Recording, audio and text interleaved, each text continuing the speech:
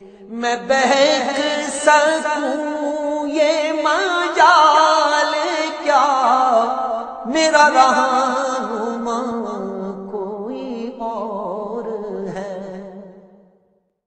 نحمدہ ونصلی علی رسولہ النبی الکریم الامین، اما بعد فاعوذ باللہ السمیع العلیم من الشیطان الرجیم، بسم اللہ الرحمن الرحیم۔ قال اللہ تبارک و تعالی فی القرآن الحکیم، ان اللہ وملائکتہ یصلون علی النبی یا ایہا الذین آمنوا صلوا علیہ وسلموا تسلیما۔ الصلاۃ والسلام علیک یا رسول اللہ وعلی آلک و اصحابک یا نبی اللہ۔ اللہ تعالیٰ کی حمد و ثنا سرور کونین جان عالم وجہ تخلیق کائنات حضرت محمد مصطفیٰ صلی اللہ علیہ وسلم اور آپ کے جمیع آل و اصحاب کی بارگاہ ناز میں درود و سلام کے نذرانوں کے بعد انتہائی عزت اور احترام کے لائق سامعین ذی وقار میرے دینی اور یقینی دوستوں، بزرگوں اور بھائیوں، بحمدہ تعالیٰ قرآن کریم فرقان حمید کی تفسیر کا سلسلہ بنام تفسیر اعجاز القرآن جاری ہے، اور آج اسی سلسلے کو آگے لیے بڑھیں گے، اور انشاءاللہ العزیز آج ہم 9ویں سپارے کے 16ویں رکوع کی تفسیر اور سورہ انفال کے دوسرے رکوع کی تفسیر آپ کی خدمت میں پیش کریں گے۔ اللہ تبارک و تعالیٰ قرآن کریم فرقان حمید میں ارشاد فرماتے ہیں، سورہ انفال آیت نمبر 11 ہے، دوسرا رکوع ہے، اور 9ویں سپارے کا مجموعی طور پر یہ آج 16واں رکوع ہوگا۔ اللہ تبارک و تعالیٰ سے دعا ہے کہ اللہ تعالیٰ ہم سب کو حق کی پیروی کرنے کی توفیق عطا فرمائے۔ اللہ تعالیٰ قرآن کریم فرقان حمید میں ارشاد فرماتے ہیں، اذ یغشیکم النعاس امانۃ منہ وینزل علیکم من السماء ماء لیطہرکم بہ ویذہب عنکم رجز الشیطان ولیربط علی قلوبکم ویثبت بہ الاقدام۔ یاد کرو جب اس نے اپنی طرف سے تمہاری تسکین کے لیے تم پر اونگ ڈالی اور تم پر آسمان سے پانی اتارا تاکہ اس کے ذریعے وہ تمہیں پاک کر دے اور تم سے شیاطین کی ناپاکی کو دور کر دے، تمہارے دلوں کو مضبوط کر دے اور اس سے تمہارے قدم جما دے۔ ہم نے گزشتہ درس کے اندر تفصیلاً گفتگو کی تھی کہ یہ غزوہ بدر کے احوال کا معاملہ جو ہے وہ یہاں پر بیان کیا جا رہا ہے۔ اب یہاں پر غزوہ بدر کے اندر پیش آنے والی صورتحال، غزوہ بدر میں جو اللہ تبارک و تعالیٰ نے اہل ایمان پر اپنے احسانات کیے، ان احسانات کا ذکر فرمایا جا رہا ہے۔ عبداللہ بن مسعود رضی اللہ تعالیٰ عنہ فرماتے ہیں کہ اگر انسان پر غنودگی جنگ کی حالت میں طاری ہو تو یہ اللہ کی رحمت ہے، اور اگر اسے غنودگی نماز میں طاری ہو تو یہ شیطان کی طرف سے ہے۔ یعنی جنگ میں غنودگی کا طاری ہونا یہ دلوں کے اطمینان کی طرف اشارہ کرتا ہے، اور نماز کے اندر غنودگی کا طاری ہونا یہ گویا کہ شیطانی وسواس اور شیطان کے تسلط اور تصرف کی طرف اشارہ کرتا ہے۔ تو تمام اہل ایمان پر غنودگی طاری ہوگی، جس کی وجہ سے ان پر جو پیاس کی صورتحال اللہ تبارک و تعالیٰ نے بطور آزمائش رکھی تھی اور انہوں نے استقامت دکھائی، تو اس غنودگی سے انہیں راحت حاصل ہوئی، ان کی تھکاوٹ دور ہوئی، ان کی پیاس ختم ہو گئی، وہ دشمن سے جنگ کرنے پر قادر ہو گئے۔ ایک قول یہ بھی ہے کہ جب انہوں نے دشمن کی ایک کثیر تعداد دیکھی تو وہ اس بات کو دیکھ کر کچھ تھوڑے سے پریشان ضرور ہوئے۔ ایک بشری تقاضا ہے، اللہ تعالیٰ نے ان پر غنودگی اور اطمینان کی صورتحال طاری فرما دی، جس کے بعد ان کے دلوں سے دشمن کا یہ جو کثرت والا معاملہ ہے یہ بھی اللہ تعالیٰ نے رفع فرما دیا۔ وَيُنَزِّلُ عَلَيْكُم مِّنَ السَّمَاءِ مَاءً، اور اللہ نے تم پر آسمان سے پانی اتارا۔ ہوا یوں کہ کفار نے اس مقام پر یعنی بدر کے مقام پر آ کر ایسی جگہ کو منتخب کیا جہاں پر زمین سخت تھی، اور اس جگہ پانی کے جو ذخائر تھے وہ بھی کفار نے اپنے قبضے میں کر لیے تھے۔ تو جس طرف مسلمانوں کا گروہ بیٹھا ہوا تھا اس طرف زمین نرم تھی اور سواریوں کے پاؤں زمین کے اندر دھنس بھی رہے تھے اور مسلمانوں کے پاس پانی کی کمی بھی بہت زیادہ غالب تھی، اور شیطان بار بار اس بات کے وسواس اہل ایمان کے دلوں میں ڈالتا تھا کہ اگر تمہارے ساتھ نبی کریم صلی اللہ علیہ وسلم موجود ہیں تو پھر تم پر یہ حالت کیوں ہے؟ وہ اگر اللہ کے برحق نبی ہیں، یعنی وہ وسواس ڈال رہا تھا، تو اللہ تعالیٰ نے اہل ایمان کے اطمینان قلب کے لیے بارش کا نزول فرمایا، اور اس بارش سے وہ ریتلی زمین جہاں پر اہل ایمان مسلمان رسول اللہ صلی اللہ علیہ وسلم کے صحابہ کرام قیام پذیر تھے، اس جگہ کو اللہ تعالیٰ نے بارش کی وجہ سے سخت کر دیا، اور پانی بھی وافر مقدار میں تمام کے تمام صحابہ کو اللہ تعالیٰ نے پہنچا دیا۔ انہوں نے خوب پانی پیا، اور جنہوں نے وضو کرنا تھا انہوں نے وضو کیا۔ بعض صحابہ پر غسل کی حالت والا معاملہ بھی طاری تھا، یعنی حالت جنابت کا، تو اللہ تبارک و تعالیٰ کے فضل و کرم سے انہوں نے غسل بھی کیا، اپنی سواریوں کو پانی پلایا، برتنوں کو پانی سے بھر لیا۔ بارش کی وجہ سے غبار بھی بیٹھ گیا اور زمین اس قابل ہو گئی کہ اس پر قدم جمنے لگے، اور صحابہ کرام کے دل خوش ہو گئے۔ بارش کی نعمت کامیابی اور فتح حاصل ہونے کی گویا کہ دلیل تھی کہ اللہ تعالیٰ کی خصوصی مدد ہمارے ساتھ ہے۔ اگلی آیت مبارکہ اِذْ یُوحِی رَبُّکَ إِلَى الْمَلَائِکَةِ أَنِّی مَعَکُمْ فَثَبِّتُوا الَّذِینَ آمَنُوا سَأُلْقِی فِی قُلُوبِ الَّذِینَ کَفَرُوا الرُّعْبَ فَاضْرِبُوا فَوْقَ الْأَعْنَاقِ وَاضْرِبُوا مِنْہُمْ کُلَّ بَنَانٍ۔ یاد کرو کہ اے حبیب جب تمہارا رب فرشتوں کو وحی بھیجتا تھا، میں تمہارے ساتھ ہوں، تم مسلمانوں کو ثابت رکھو، ان قریب میں کافروں کے دلوں میں ہیبت ڈال دوں گا، تو تم کافروں کی گردنوں کے اوپر مارو اور ان کے ایک ایک جوڑ پر ضربیں لگاؤ۔ انی معکم، میں تمہارے ساتھ ہوں، اس کی تفسیر ہے جب فرشتوں نے مسلمانوں کی مدد کی تو اللہ تعالیٰ نے فرشتوں کی طرف وحی فرمائی، میں تمہارے ساتھ ہوں، میری مدد تمہارے ساتھ ہے۔ دوسری تفسیر ہے کہ اللہ تعالیٰ نے فرشتوں کی طرف وحی فرمائی کہ میں مسلمانوں کے ساتھ ہوں، تم ان کی مدد کرو، انہیں ثابت قدم رکھو۔ فرشتوں کے ثابت قدم رکھنے سے مراد یہ ہے کہ فرشتوں نے رسول اللہ صلی اللہ علیہ وسلم کو خبر دی کہ اللہ تعالیٰ مسلمانوں کی مدد فرمائے گا، اور رسول اللہ صلی اللہ علیہ وسلم نے مسلمانوں کو یہ خبر دی، جس سے مسلمانوں کو استحکام، اثبات اور ثابت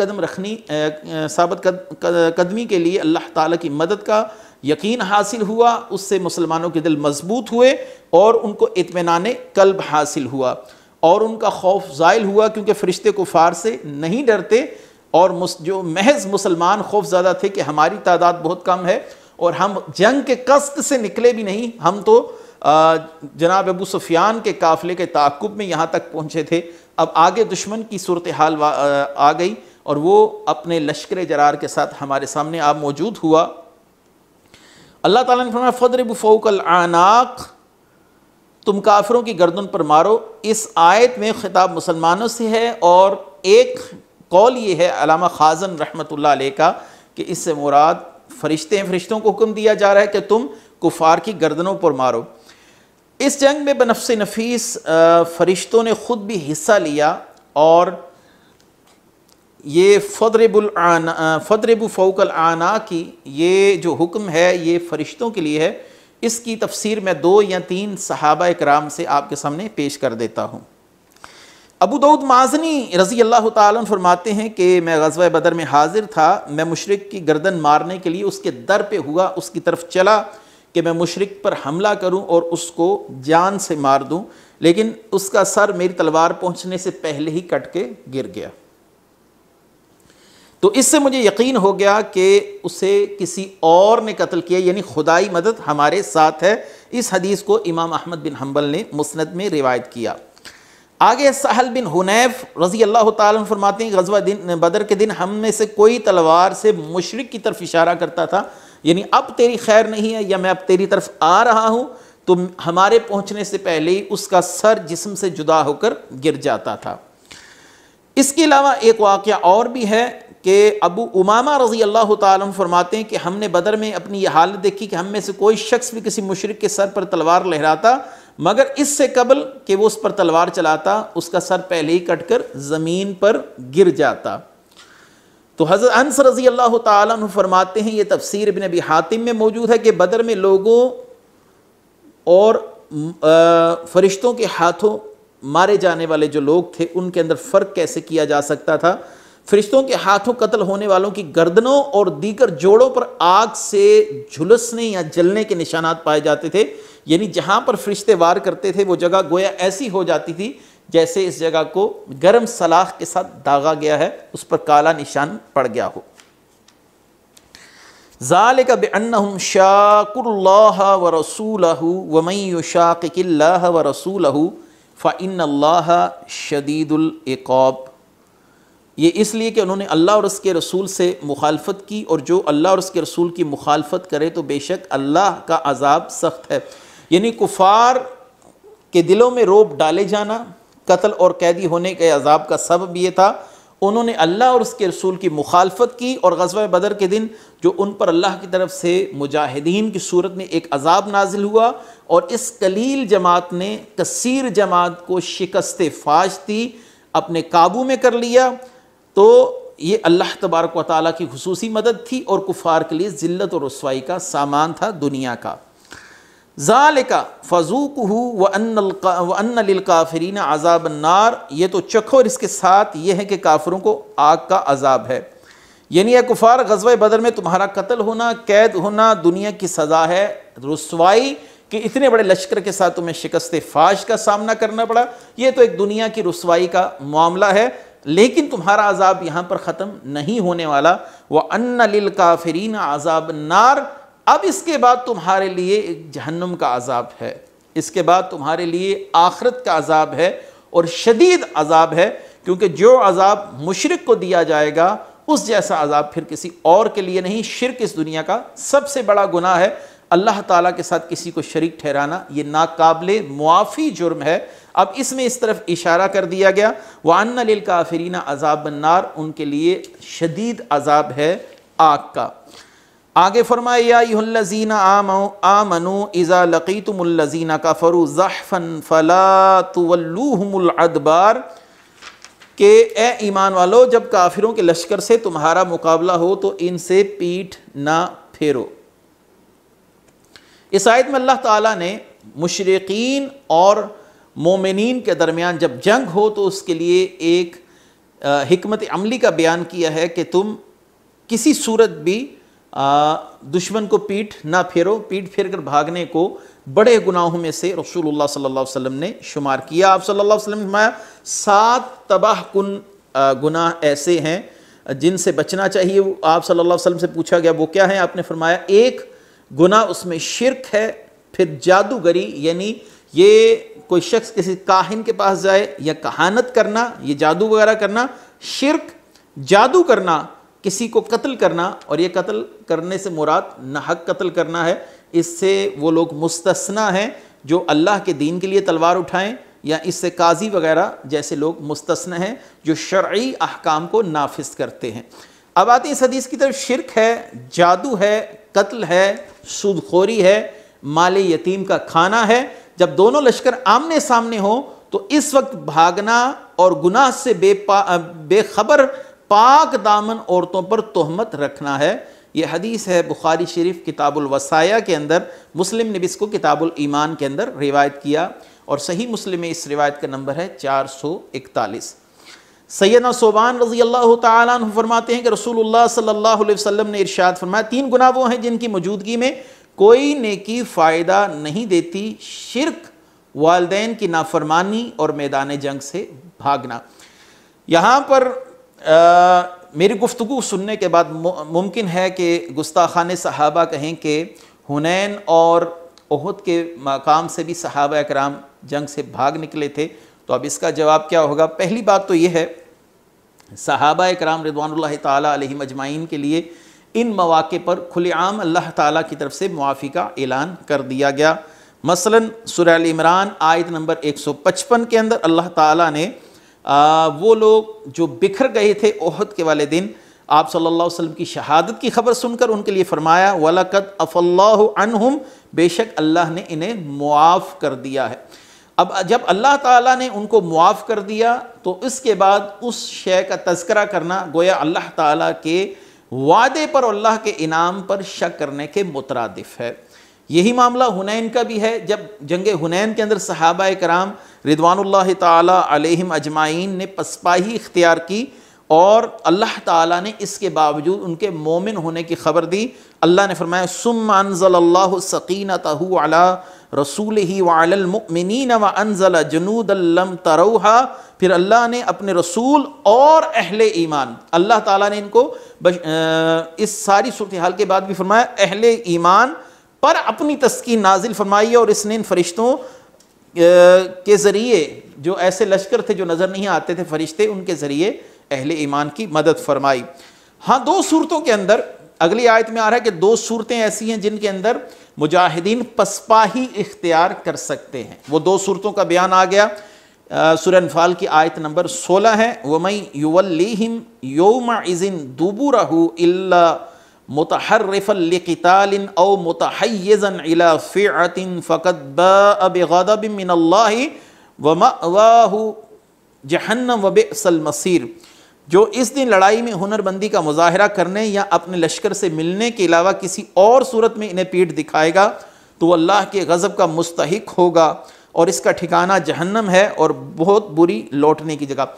2 صورتحالیں اہل ایمان کے لیے بیان کی گئیں کہ وہ پسپاہی اختیار کر سکتے ہیں اور شرعی طور پر یہ جرم تصور نہیں کیا جائے گا. وہ 2 صورتیں کون سی ہیں؟ ایک یہ ہے کہ یعنی مسلمانوں میں سے جو جنگ میں کفار کے مقابلے سے بھاگا وہ غضب الہی میں گرفتار، اس کا ٹھکانہ جہنم ہے. البتہ جو 2 صورتیں ہیں، ایک یہ کسی جنگ حکمت عملی کے تحت کوئی جنگی حکمت عملی ہے اور پیچھے ہٹنے سے مراد دشمن پر حملہ کرنا یا زیادہ مؤثر انداز سے حملہ کرنا ہے اور خطرناک جگہ سے ہٹ کر محفوظ جگہ سے حملہ کرنے کا قصد ہے، تو اس صورت میں پیچھے ہٹنے والے کو بھاگنے والے سے تعبیر نہیں کیا جائے گا. اور دوسری صورتحال ہے اپنی جماعت میں ملنے کے لیے پیچھے ہٹنا، یعنی کوئی شخص اپنی جماعت سے علیحدہ ہو گیا اور وہ مسلمانوں کے گروہ اور لشکر سے باہر نکل گیا، اب وہ چاہتا ہے کہ اپنے گروہ اور لشکر کی طرف واپس لوٹ آئے، تو اس صورتحال میں اس کا پیچھے لوٹنا، اپنے گروہ کی طرف آ جانا، یہ بھی پیچھے ہٹنا شرعی طور پر قابل گرفت تصور نہیں کیا جائے گا.